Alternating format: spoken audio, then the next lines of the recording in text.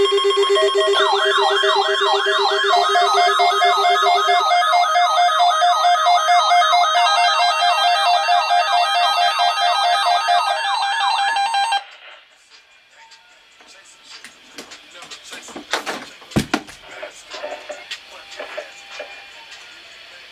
proceeding was a test of the National Weather Service alarm tone during potentially dangerous weather situations. Specially equipped receivers are automatically activated to warn of the impending Speed Racer.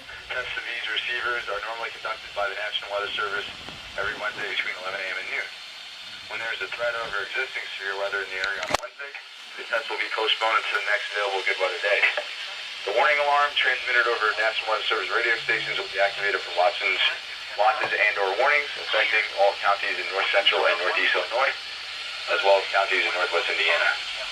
Reception of this broadcasting alarm tone will vary to any given location.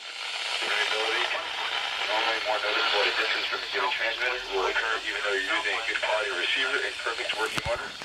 This concludes the tone alarm test, and we will now return to our regular program. The water temperature